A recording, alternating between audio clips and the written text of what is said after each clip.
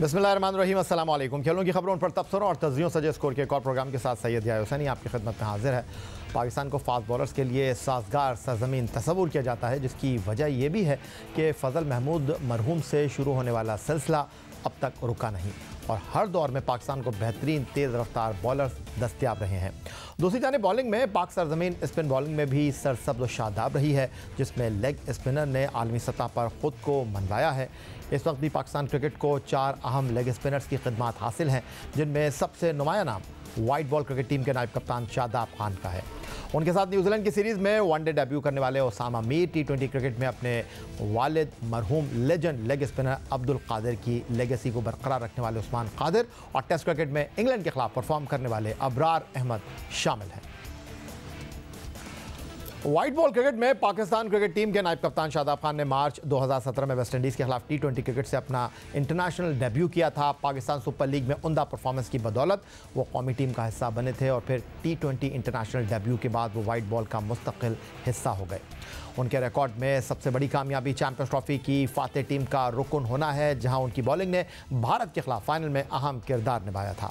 लेकिन Shadab Khan test cricket में खुद को बेहतर साबित न कर सके। शादाब खान ने 6 टेस्ट मुकाबलों में 14 विकेटें हासिल की। 53 वनडे इंटरनेशनल में शादाब खान 70 विकेटें हासिल करने में कामयाब रहे और 87 T20 इंटरनेशनल में वो 101 विकेटें हासिल कर चुके हैं।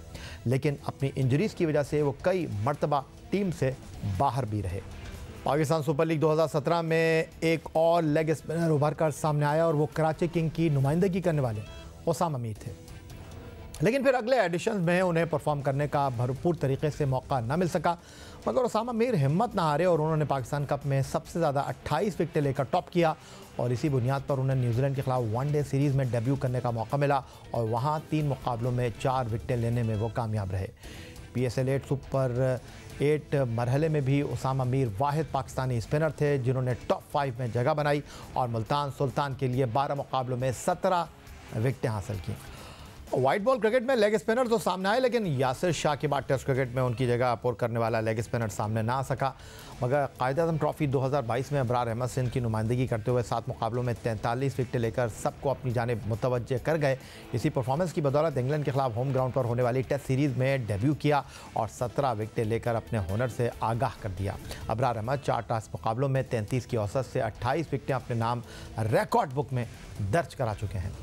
पाकिस्तान क्रिकेट में इन 3 लेग स्पिनर्स के अलावा एक और बासलाहियत और मंजे हुए गुगली स्पेशलिस्ट उस्मान कादिर भी अपने मरहूम वालिद legend leg spinner Abdul Qadir की तरह सबको मुतासर कर चुके हैं। अपने वालिद के नक्शे क़दम पर चलते हुए उस्मान कादिर ने भी क्रिकेट के शोबे में लेग स्पिन बॉलिंग का इंतखाब किया, लेकिन उनकी बदकिस्मती ये रही कि साबिक़ सिलेक्शन कमेटीज़ उनकी सलाहियतों के बावजूद कौमी टीम में जगह देने को तैयार नज़र न आई। एक मौका ऐसा भी आया जब उस्मान कादिर दिल बर्दाश्ता होकर ऑस्ट्रेलिया चले गए और बिग बैश लीग में पर्थ स्कॉचर्स और वेस्टर्न ऑस्ट्रेलिया ने उनकी सलाहियतों का एतराफ़ करते हुए उन्हें अपनी टीम में शामिल किया। फिर वो पाकिस्तान वापस आए और मुल्क में डोमेस्टिक सतह पर तबाह आजमाई करते रहे। अक्टूबर 2019 में ऑस्ट्रेलिया के खिलाफ T20 सीरीज़ के लिए टीम में शामिल किया गया, लेकिन उन्हें मौका न मिल सका। जनवरी 2020 में भी बांग्लादेश के खिलाफ सीरीज़ में वो स्क्वाड का हिस्सा रहे, लेकिन यहाँ भी उन पर किस्मत की देवी मेहरबान न हुई। लेकिन अक्टूबर 2020 में जिम्बाब्वे के खिलाफ होम सीरीज़ में उन्हें ग्रीन कैप दी गई और 3 मैचों की सीरीज़ में वो 8 विकेटें लेने में सुरखरू हुए। उस्मान कादिर 23 T20 इंटरनेशनल मुकाबलों में 29 विकेटें हासिल कर चुके हैं, जहां उनकी बेहतरीन परफॉर्मेंस 13 रन्स के बदले 4 विकेटें रहीं। लेकिन इन 23 T20 इंटरनेशनल के दौरान कई सीरीज़ में वो टीम के साथ तो रहे, लेकिन उन्हें खेलने का मौका न मिल सका, जबकि उस्मान कादिर को सिर्फ एक वनडे इंटरनेशनल में मौका मिला, जहां जनूबी अफ्रीका के खिलाफ 7 अप्रैल 2021 में सेंचुरियन के मुकाम पर वो 1 विकेट लेने में कामयाब रहे। और जनाब, ये होनहार बासलाहियत लेग स्पिनर उस्मान कादिर आज वीडियो लिंक पर लाहौर से हमारे साथ मौजूद हैं। पाकिस्तान क्रिकेट टीम के साबिक कप्तान legendary leg spinner Abdul Qadir मरहूम के फ़र्जंद उस्मान कादिर, आपको खुशामदीद कहेंगे शो में। और सबसे पहले तो ये जानना चाहूँगा क्या कुछ चल रहा है। अभी आप जियो सुपर पर गनी गिलास नाइट टूर्नामेंट आ रहा था, वहाँ पर हमने आपको एक्शन में देखा, और क्या कुछ चल रहा है? बिस्मिल्लाहिर्रहमानिर्रहीम, थैंक यू अय्या भाई इनवाइट फॉर द इनविटेशन। बस कुछ भी नहीं, अभी रमज़ान कप हुआ है गनी गिलास में जो उन्होंने करवाया है, जियो सुपर पे भी आया है, बस वो खेला है। अभी साथ में ट्रेनिंग और प्रैक्टिस जारी है और इंशाल्लाह जो है वो हार्ड वर्क कर रहे हैं आगे इंशाल्लाह जो डोमेस्टिक सीज़न आएगा उसमें भी इंशाल्लाह नज़र आएंगे। उस्मान, पिछले 3 साल में ऑन एंड ऑफ आप टीम के साथ रहे, सिर्फ 24 बैनुल-अक़वामी मुकाबलों में आपको शिरकत का मौका मिला, तो क्या कहेंगे इस बारे में? आपको जहां खिलाया गया वहां पर आपको मुकम्मल मौका ना मिल सका, आप कई सीरीज़ में टीम का साथ रहे लेकिन खेलने का मौका नहीं मिला, तो क्या कहेंगे इस तमाम सूरत हाल पर कि टीम में रहते हुए भी अपनी जगह को सीमेंट ना कर पाए? बिल्कुल यही है भाई, बड़ा मुश्किल होता है कि अगर आप डोमेस्टिक खेल के या आप इंटरनेशनल खेल के आप 1 मैच या 2 मैच खेल के बाहर हो जाते हैं और उसके बाद 2-2, 3-3 सीरीज़ में मौका नहीं मिलता, बड़ा मुश्किल बात है। आई थिंक मेरे लिए जो सीखने वाली बात ये है कि जब आपको मौका मिले, आप उसको ऐसे सिमट की तरह जो है परफॉर्मेंस जो दे, जो मेरे वालिद साहब भी कहते थे कि आप जब भी आपको मौका मिले आप परफॉर्म करें और उसके बाद जो सिलेक्टर्स जो हैं या जो भी कोच कैप्टन जो है वो आपको बाहर ना कर सकेगा। आई थिंक कि मुझे सीखने का बहुत मौका मिला है और इंशाल्लाह मैं अपना हार्ड वर्क भी कर रहा हूँ और इंशाल्लाह डोमेस्टिक में जो है वो आप देखेंगे और अगर मैं इंशाल्लाह टॉप करूँगा तो ये पाकिस्तान टीम जो है इसके लिए काफ़ी आपको मेहनत करनी पड़ती है, बट इंशाल्लाह ट्राई माय बेस्ट कि मैं परफॉर्म करूँ डोमेस्टिक में और कम बैक कर सकूँ। उस्मान, आपके हवाले से एक शिकवा ये भी है कि आप फर्स्ट क्लास क्रिकेट नहीं खेलते और सिर्फ 12 फर्स्ट क्लास मैच आपके क्रेडिट पर हैं और अब्दुल कादिर आपके मरहूम वालिद, उन्होंने पाकिस्तान के लिए बड़ी उम्दा कारकर्दगी का मुजाहरा किया वनडे क्रिकेट में, टेस्ट क्रिकेट में, लेकिन कहा जाता है कि उस्मान कादिर बड़े बासलाहियत हैं, लेकिन फिर ये सवाल उठता है कि जी उस्मान तो डोमेस्टिक क्रिकेट ही नहीं खेलते, तो जब डोमेस्टिक क्रिकेट नहीं खेलते तो इनको फिर जो तवील दौरानिए की टेस्ट क्रिकेट है उसमें मौका कैसे दिया जाए? आई थिंक ये है भाई, ये एक बात समझने वाली बात है कि मैं फर्स्ट क्लास जो है वो मैं क्यों नहीं खेलता। पिछले 4 साल से तो मैं टीम के साथ हूँ, मैं कैसे खेलूँ? मैं वर्ल्ड कप में गया था लास्ट ईयर और उन्होंने मुझे कहा कि आप इंजर्ड हैं और जो भी हुआ वहाँ पे वो मुझे पता है। तो बहरहाल ये है कि मैंने उनको उस टाइम ही बोला कि मुझे जा रहे थे, मैं फर्स्ट क्लास खेल लेता हूँ जाके, बट अनफॉर्चुनेटली टीम का डिसीजन था, मैं नहीं जा सका। पिछले 4 साल से तो मैं टीम के साथ हूँ, उससे पहले मैं ऑस्ट्रेलिया में खेल रहा था, तो मैं फर्स्ट क्लास कैसे खेलता? बट अब ये है कि फर्स्ट क्लास सीजन आ रहा है तो इंशाल्लाह खेलूंगा पूरा सीजन, क्यों नहीं खेलना। तो उस्मान, ये मुझे जानना है आपसे कि कंपटीशन है, आप जब टीम में आए थे तो आप शादाब के नेमुल बदल थे, शादाब के साथ सेकंड लेग स्पिनर की हैसियत से स्क्वाड का हिस्सा थे, अब उसामा मीर आए हैं, अब अबरार अहमद आए हैं, तो आपको लगता है कि ये जो कंपटीशन है वो बढ़ गया है? कंपटीशन तो हमेशा से रहता है ये भाई, आप इंटरनेशनल में जब भी कहीं पे भी आप खेलते हैं इंटरनेशनल क्रिकेट जाके, कंपटीशन तो हमेशा से रहता है। ऊपर से पाकिस्तान टीम के अंदर कंपटीशन जो है वो बहुत सारे प्लेयर्स के साथ रहता है।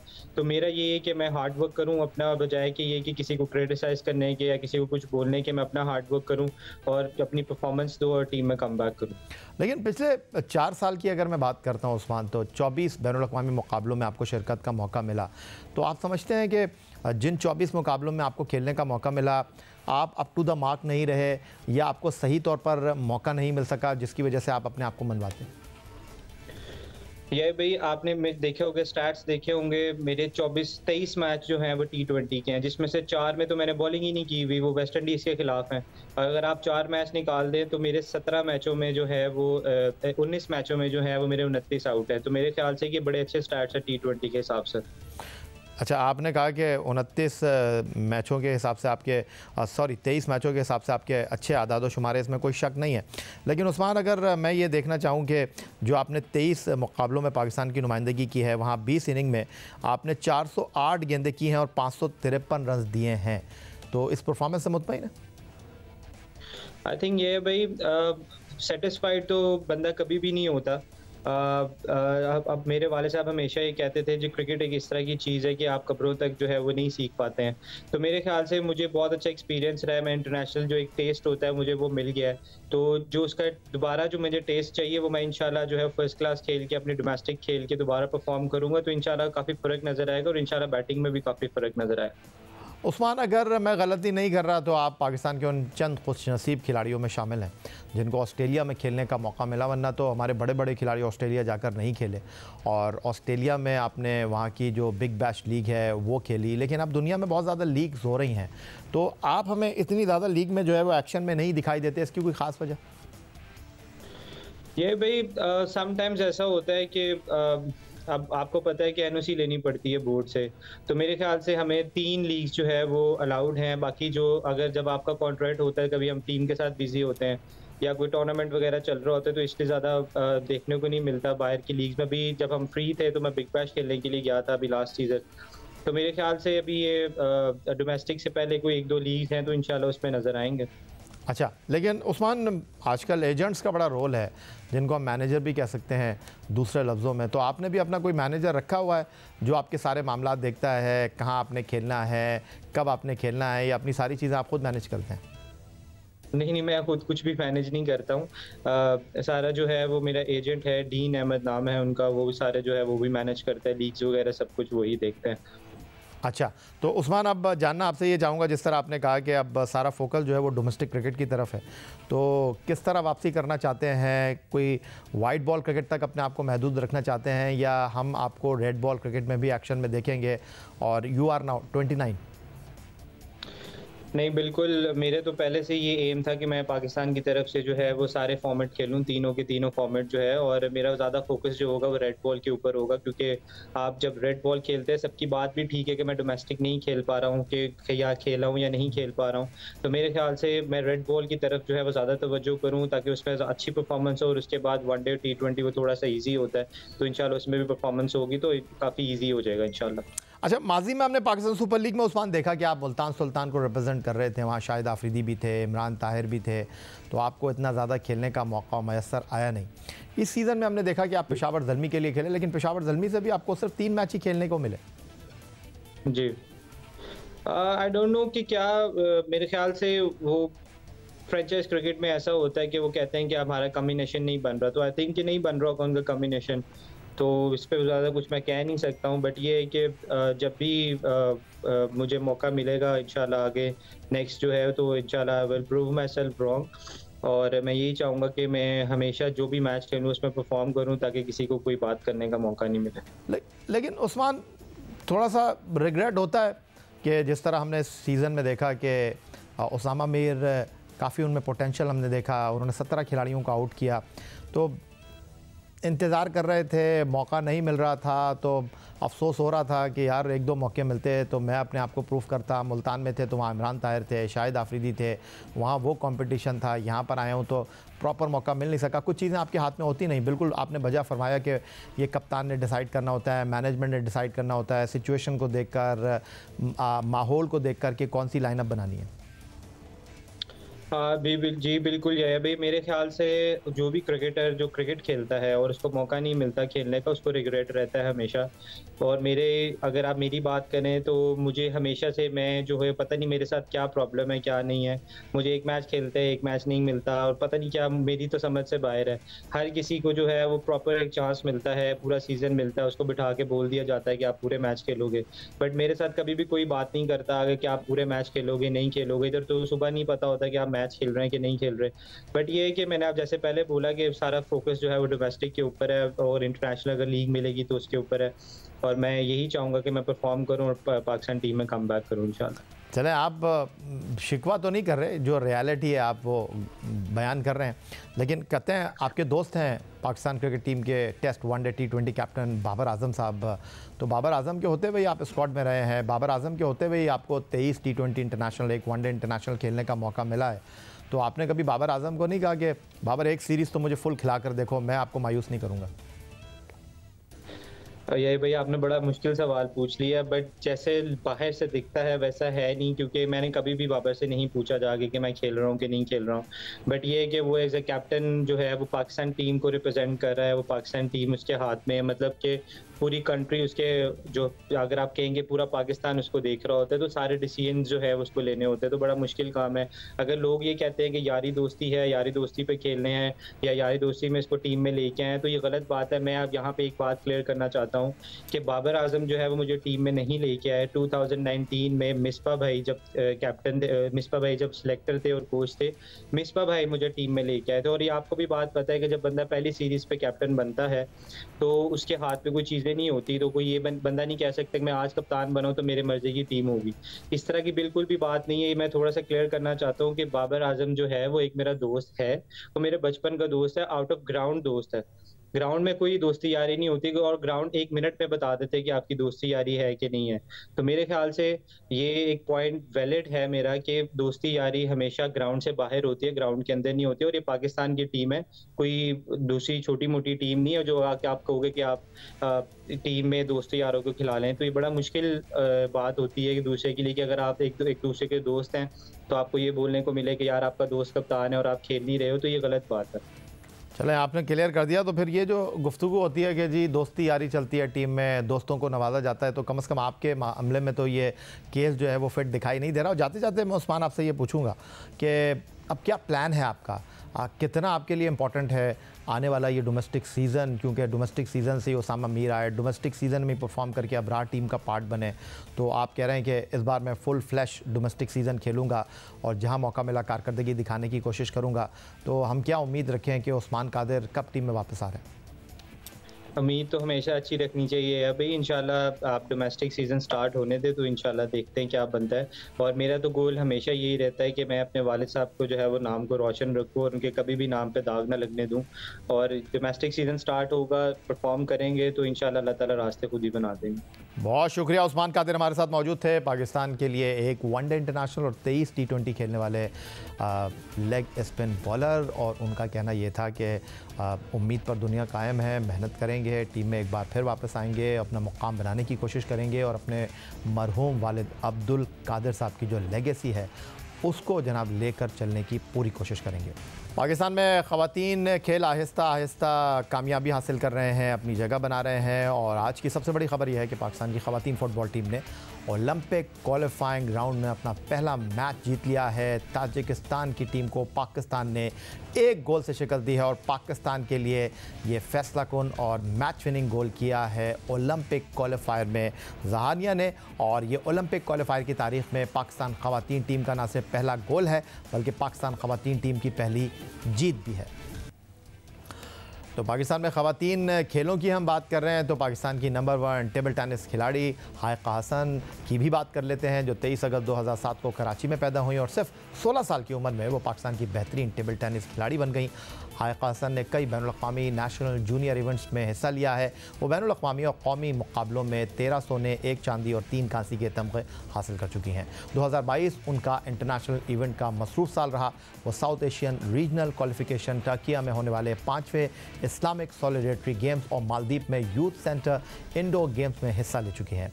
इस वक्त सीनियर कैटेगरी की रैंकिंग में Haika Hasan number 1 table tennis player हैं, जबकि गुज़िश्ता साल वो जूनियर लेवल की नंबर 1 पाकिस्तान प्लेयर रही। और स्टूडियो में हमें ज्वाइन कर रही हैं पाकिस्तान की number 1 table tennis player Haika Hasan. खुशामदीद कहेंगे हाइका आपको। और ये बताइए कि माह रमज़ानुल मुबारक, लेकिन सुना कि आप इफ्तार के फ़ौरन बाद जो है वो अपनी प्रैक्टिस को कॉम्प्रोमाइज़ नहीं करती और अपने वालिद के साथ, अपनी छोटी बहन के साथ आप जाती हैं और 2 घंटे रेगुलरली आप प्रैक्टिस करती हैं।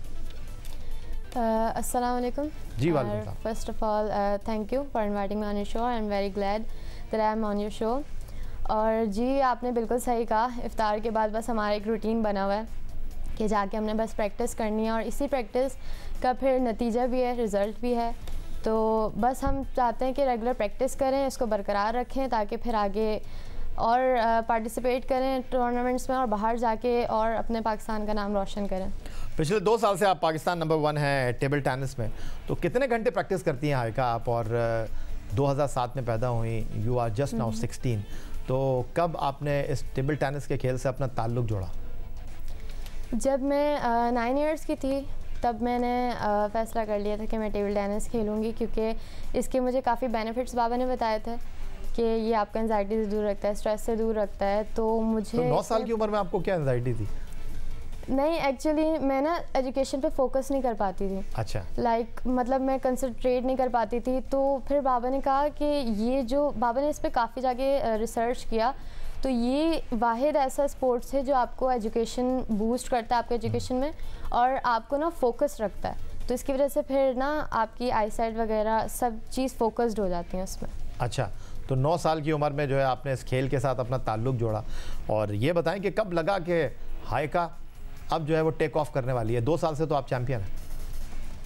बस जब मैंने मेहनत करना शुरू की, रेगुलर प्रैक्टिस करना शुरू किया, तो बस फिर मेरा काफ़ी दिल आ गया इस पे टेबल टेनिस पे। तो फिर मैंने बस सोचा कि बस अब कुछ ना कुछ अचीव करना है। तो फिर अल्हम्दुलिल्लाह से अल्लाह ताला ने मुझे इतना कामयाब कर दिया कि मैंने ये अचीव कर लिया टाइटल। अच्छा, दिल तो सुना कि आपके वालिद साहब का आ गया था टेबल टेनिस के ऊपर, लेकिन ज़िंदगी की दौड़ धूप में वो आगे नहीं बढ़ सके। और आपको उन्होंने कभी नहीं कहा कि आप टेबल टेनिस के खेल में आए, लेकिन वो जो टेबल टेनिस का उनका रैकेट घर में रखा हुआ था, उसको देखकर जो है आप मोटिवेट हुई? एक्चुअली मेरे फादर ने कभी एज अ प्रोफेशनल नहीं स्टार्ट किया, उन्होंने एज अ पिंग पोंग लेके स्टार्ट किया था। अच्छा। वो भी ऑफिस में वो खेलते थे विद हिज कोलीग्स। तो फिर वो ऑफिस से लेकर आए थे rackets just for practising like a ping pong. तो फिर बाबा ने मुझे दिखाया था कि ये रैकेट्स और बॉल्स हैं और ये स्पोर्ट्स का नाम है, तो अगर तुम इंटरेस्टेड हो तो यू कैन ज्वाइन। तो मैं ज़ाहिर है मैंने वो स्पोर्ट्स फर्स्ट टाइम देखा था, तो उसमें भी मुझे जब बेनिफिट्स देखे और इतना सारा मतलब फ़र्स्ट टाइम देख के एक होता है ना कि इंटरेस्ट आ जाता है, तो फिर वो उसमें मुझे काफ़ी मैं इंजॉय करा। मैंने जब फर्स्ट टाइम इसको खेला तो फिर मैंने सोचा अब तो बस यही पैशन है मेरा, बस यही अब पैशन है। तो इस वक्त आप पाकिस्तान नंबर 1 है। और टेबल टेनिस के बारे में लोग ज़्यादा जानते नहीं हैं, लेकिन आपको जियो न्यूज़ की स्क्रीन पर देख कर लोग जो हैं वो आपको ये अप्रिशिएट तो कर ही रहे हैं और साथ साथ कह रहे हैं इतनी छोटी सी बच्ची और इतने बड़े बड़े काम। तो इस वक्त जो टेबल टेनिस का सर्किट है उसमें क्या कंपटीशन है? यू आर नंबर 1, बट आपके क्लोज कौन है? मेरे जो क्लोज है वो अभी हूर फवाद है, जो अभी रिसेंटली मास्टर कप चैम्पियन बनी है। आप हारी? मैं फाइनल में उसी से हारी थी। तो उस दिन क्या हो गया था? एंजाइटी हो गई थी? नहीं, एक्चुअली प्रैक्टिस इतनी थी क्योंकि मैंने क्लब जाना छोड़ दिया था रमज़ानों की वजह से, और फिर और भी चीज़ें थी, तो स्टडीज़ पे भी ज़्यादा फोकस है। अच्छा। क्योंकि अभी रिसेंटली पेपर्स भी बहुत करीब हैं और मुझे उस पर भी फोकस करना था, तो इसलिए प्रैक्टिस थोड़ी कम हो गई थी और फिर स्टडीज़ पे फोकस ज़्यादा हो गया था, तो इसलिए वहाँ पे लैक आ गई थी। आपकी जो है इस वक्त सख्त हरीफ हैं, उसके अलावा पर्निया है, क्योंकि लाहौर की प्लेयर जो है। जी, लाहौर की जो प्लेयर हैं और वो एक्स नेशनल चैम्पियन रह चुके हैं।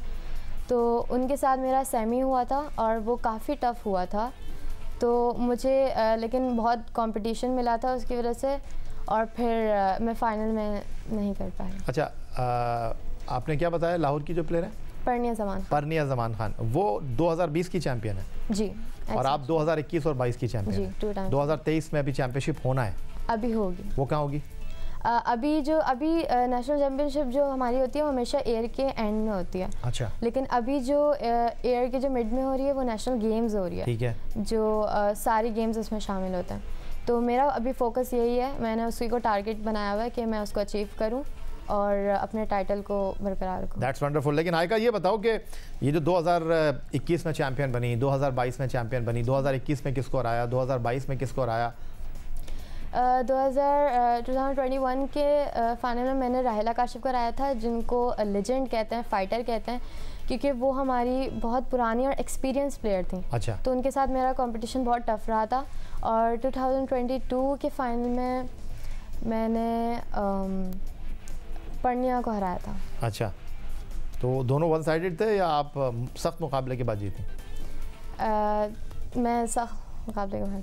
अच्छा, तो अब क्या इरादे हैं? 2 साल से तो चैम्पियन हैं, तो क्या इरादे हैं कि नहीं जी मैंने जब तक बेहतरीन खेलना है? इफ्तार के बाद आप प्रैक्टिस कर रही हैं 2-2, 3-3 घंटे, तो ये टारगेट किया हुआ है कि नेशनल चैम्पियन हूँ तो नेशनल चैम्पियन ही रहूँगी? इंशाल्लाह मैंने टारगेट तो यही किया हुआ है कि मैं अपने टाइटल को आगे तक बरकरार रखूं, और मैंने ख़ास तौर पर फोकस तो इंटरनेशनल टूर्नामेंट्स को रखा हुआ है ताकि वहाँ पे जाके अपने पाकिस्तान का नाम रोशन करूं। अच्छा, पढ़ने में आप बड़ा कंसंट्रेट करती हैं माशाल्लाह, क्या कर रही हैं आजकल? मैं Aga Khan board, I am in 9th class और मैं आखान बोर्ड दे रही हूँ और एक कंप्यूटर साइंस स्टूडेंट हूँ। ओके, तो ये बताएं कि फ़िटनेस का कितना अमल दखल है? अभी तो आपसे 16 साल की हैं, लेकिन टेबल टेनिस का जो खेल है वो बहुत कंसंट्रेशन मांगता है, बहुत ज़्यादा प्रैक्टिस मांगता है, तो इसमें फ़िटनेस का क्या अमल दखल होता है? आपकी डाइट क्या होती है? देखिए डाइट तो हमें बहुत बैलेंस रखनी पड़ती है, वक्त पे खाना। कितने? और 15 अंडे खाती हैं, 2 मुर्गियाँ खाती हैं, क्या करती हैं? जैसे डाइट स्पोर्ट्स की होती है, मतलब आपको ब्रेकफास्ट बहुत अच्छा हैवी लेना पड़ता है, लाइक बॉइल्ड एग। अच्छा। और मिल्क तो ख़ास तौर पे कंपलसरी होता है। ठीक है। और बाकी जो आलमंड्स होते हैं और वगैरह चीज़ें, तो ये चीज़ तो आपके बहुत ज़्यादा पहले उस प्रायोरिटी पे आती है, फर्स्ट प्रायोरिटी पे। बाकी फिर आप जो लेना चाहें। अच्छा, तो अम्मा ज़्यादा आपको मोटिवेट करती हैं या अब्बा ज़्यादा मोटिवेट करते हैं? थोड़ी सी 1 घंटे की प्रैक्टिस कम हो गई, सो के कम उठी, या फिर उसके बाद खाने में थोड़ा सा नखरे दिखाए, तो ज़्यादा पीछे कौन पड़ा रहता है, अब्बा या अम्मा? नहीं, वैसे अगर देखा जाए स्पोर्ट्स में तो फादर ज़्यादा मोटिवेट करते हैं और फादर सपोर्ट करते हैं, और स्टडीज़ में मदर करती हैं। बाकी जो डाइट प्लान होती है वो मेरी खुद अपनी होती है। अच्छा, जाते जाते मुझे ये बताइए आप हाइका कि आपने जिस तरह कहा कि अब तक डोमेस्टिक लेवल पर आप खेली हैं, 3-4 आपने इंटरनेशनल टूर भी किए हैं, लेकिन अभी आप मुझे बता रही थी कि जो सबसे बड़ा प्रॉब्लम है आपका वो है स्पॉन्सरशिप, और इंटरनेशनल लेवल पर आप पाकिस्तान को रिप्रेजेंट करना चाहती हैं, लेकिन आपको उस तरह मौके नहीं मिल रहे। तो आज जियो न्यूज़ की स्क्रीन पर अपने दिल की बात कर दें, क्यों प्रॉब्लम आ रहा है? इसलिए क्योंकि पाकिस्तान फेडरेशन के पास फंड्स नहीं हैं, और ऑफ कोर्स जब हमारा पूरा जो मुल्क है वो फाइनेंशियल क्राइसिस में है, तो ज़ाहिर फेडरेशन भी हमारे फंड्स बेयर नहीं कर सकती, एक्सपेंस बेयर नहीं कर सकती। तो मेरी रिक्वेस्ट है बिजनेस कम्युनिटीज़ को कि वो फॉरवर्ड, मतलब वो आगे आएँ और वो लुक फॉरवर्ड करें, और वो हमारे हम जैसे यंग टैलेंट्स को ऊपर लेकर आएँ, उनको मौका दें, ताकि हम इंटरनेशनल टूर्स में जाके पार्टिसिपेट करें और पाकिस्तान का नाम रोशन करें। प्रॉमिस है हमारा हाइका आपसे कि आप जब भी जीतेंगी, जब भी परफॉर्म करेंगी, हम आपके साथ हैं और आपकी आवाज़ बनेंगे। और जियो न्यूज़ की स्क्रीन पर आप आईं, आपने देखा हाइका को, पाकिस्तान की नंबर 1 टेनिस प्लेयर हैं, टेबल टेनिस प्लेयर हैं, 2 साल से आप नेशनल चैम्पियन हैं, और सिर्फ 16 साल की उम्र है, 9वीं क्लास की तालबा हैं, और बैनुल-अक़वामी सतह पर पाकिस्तान का नाम बनाना चाहती हैं, अपना मुकाम बनाना चाहती हैं, लेकिन कुछ स्पॉन्सरशिप के मसाइल हैं इनके। तो इंशाल्लाह हाइका आपके साथ रहेंगे, आपको सपोर्ट करते रहेंगे, आपकी आवाज़ बनेंगे। थैंक यू वेरी मच हमें ज्वाइन करने के लिए। हाइका हसन पाकिस्तान की number 1 tennis player, table tennis player जो थी, उनकी गुफ्तगू आपने सुनी।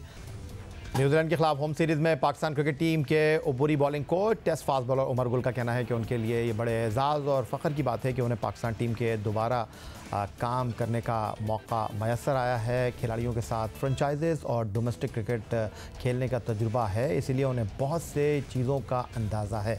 उनके पास ज़्यादा वक्त नहीं, लेकिन वो अपने तजुर्बे से नौजवान फास्ट बॉलर को आगाह करने की पूरी कोशिश करेंगे। पाकिस्तान के टेस्ट फास्ट बॉलर उमर गुल जो न्यूजीलैंड के खिलाफ T20 और वनडे सीरीज़ में पाकिस्तान क्रिकेट टीम के बॉलिंग कोच के फ़राइज़ अंजाम दे रहे हैं, क्योंकि पाकिस्तान क्रिकेट बोर्ड के फुल टाइम बॉलिंग कोच मॉर्कल इस वक्त दस्तयाब नहीं हैं, और उनकी गैर मौजूदगी उमर गुल इस सीरीज़ में पाकिस्तान टीम के बॉलिंग कोच होंगे, जो शारजा में अफ़गानिस्तान के ख़िलाफ़ भी पाकिस्तान टीम के बॉलिंग कोच की खिदमत सर अंजाम दे चुके हैं। जियो न्यूज़ के नुमाइंदे सोहेल इमरान से गुफ्तगू कर रहे थे। यही आज का हमारा ये प्रोग्राम। ट्विटर पर आप मुझे फॉलो कर सकते हैं, फेसबुक पर हमारा पेज score.geo-news, और आप हमें ईमेल कर सकते हैं, अपनी राय से आगाह कर सकते हैं score@geo.tv पर। इस दुआ इस उम्मीद इस तवक्को के साथ कि पाकिस्तान में खेल और खिलाड़ी तरक्की करते रहें। सैयद या हुसैन को स्कोर की पूरी टीम के साथ अगले प्रोग्राम तक के लिए इजाज़त दीजिए। अल्लाह।